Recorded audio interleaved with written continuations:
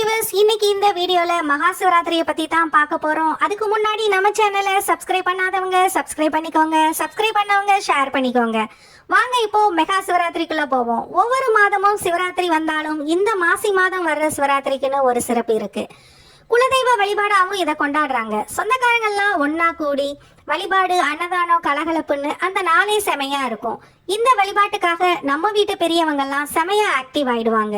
வாடகைக்கு வேணப்படி சமையலுக்கு ஆளை ஏற்பாடு பண்ணு, பூஜை ஜாமான்லாம் வாங்கியாச்சான்னு அப்பப்பா வீடெல்லாம் ஒரே திருவிழா கோலம்தான். உங்களுக்கும் இந்த அனுபவம் இருக்கும். சரி, இப்போ மாத சிவராத்திரியை பத்தி கொஞ்சம் டீட்டெயிலா பார்ப்போம். ஒவ்வொரு மாசமும் தேய்பிரையில வர்ற சதுர்த்தசி திதி தான் மாத சிவராத்திரி. நல்ல கவனிங்க, சதுர்த்தி இல்ல சதுர்த்தசி. நிலாவோட சுழற்சியை வச்சுதான் நம் முன்னோர்கள் இப்படி ஒவ்வொரு நாளுக்கும் வெவ்வேறு திதியை வச்சிருக்காங்க. அந்த வகையில 15 திதி இருக்கிறது 15 திதி. ஒரு மாசத்துல இருக்கிறதோ 30 நாள். என்னடா பண்றதுன்னு பார்த்தாங்க. அப்புறம் அமாவாசை பௌர்ணமின்னு மாசத்தை பிரிச்சாங்க. திதி கண்ணுங்களா, உங்களுக்காக அமாவாசைக்கும் பௌர்ணமிக்கும் அடுத்தடுத்து இடத்தை ஒதுக்கி வச்சிருக்கோம், சமத்தா இருக்கணும் என்ன அப்படின்னு சீட் போட்டு கொடுத்துட்டாங்க. வரிசை மாறக்கூடாதுன்னு ரோல் நம்பரும் கொடுத்தாங்க.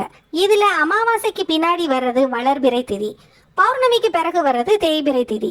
இந்த முறையில பார்த்தோம்னா திதி வரிசையில நம்ம சதுர்த்தசி பயலுக்கு 14வது இடம், ஏறத்தாழ கடைசி பெஞ்சுக்கு முந்தின சீட்டு. ஒவ்வொரு மாசமும் அமாவாசைக்கு முந்தின நாள் இந்த தேய்பிறை திதி வரும். அதனால மாத சிவராத்திரி என்னைக்குன்னு யாருக்கும் குழப்பமே வராது.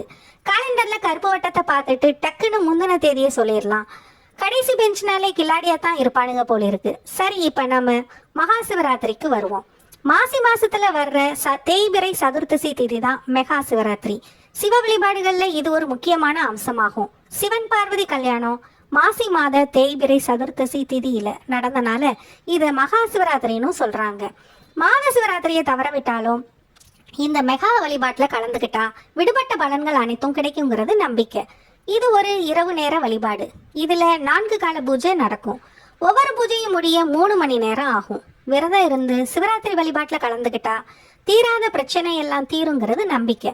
சிவராத்திரியோட சிறப்பை சொல்றதுக்கு ஒரு வேடன் கதையை சொல்றதுண்டு. அதை இப்போ பார்ப்போம். ஒரு வேடன் காட்டுல இருந்து வழி தவறிடுறான். இருட்ட ஆரம்பிச்சிருது. வேட்டை ஆர்வத்துல அவனுக்கு இது தெரியல. இந்த பக்கம் பார்க்குறான், ஒரே இருட்டு. சரின்னு அந்த பக்கம் பார்க்குறான், அங்கேயும் இருட்டு. கடைசியா ஒரு தடவை உறுதிப்படுத்துக்கோன்னு சுத்தி முத்தி பார்க்குறான். எல்லா இடமும் ஒரே இருட்டு. சரியான சந்தேக பயபிள்ளையா இருப்பான் போல இருக்கு. இப்படியே இருந்தா ஏதாச்சும் ஒரு மிருகத்துக்கு டிஃபனா மாறிடுவோம், அதனால பாதுகாப்பா இருப்போம்னு தட்டு தடுமாறி ஒரு மரத்துல ஏறிக்கிறான். அந்த மரத்துக்கு கீழே ஒரு லிங்கம் இருந்திருக்கு. அது அவனுக்கு தெரியல. தூங்கிடக்கூடாதுன்னு மரத்துல இருக்கிற வில்வேலையே பிச்சு பிச்சு போட்டுட்டு இருக்கான். அது லிங்கத்து மேல விழுந்துட்டே இருக்கு. அது அவனுக்கு தெரியல. அவன் வச்சிருந்த ஓட்ட குடுவையிலிருந்து தண்ணி லிங்கத்து மேல சொட்டிட்டே இருக்கு. அது அவனுக்கு தெரியல. அன்னைக்கு தேய்பிறை சதுர்த்தசி, அதுவும் அவனுக்கு தெரியல.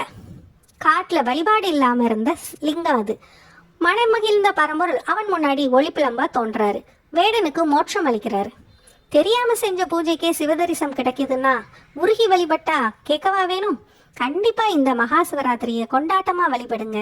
லீவ் இல்ல, வேலை இருக்கு, டிக்கெட் கிடைக்கலன்னு காரணம் சொல்லாம உறவுக்காரங்களோட சேர்ந்து சந்தோஷமா இந்த மகா சிவராத்திரி திருவிழால கலந்துக்கோங்க. அடுத்த வீடியோல ஒரு வித்தியாசமான கண்டென்ட்டோட வர்றேன். சப்ஸ்கிரைப் பண்ணி நம்ம சேனலை உற்சாகப்படுத்துங்க. Tata, bye bye.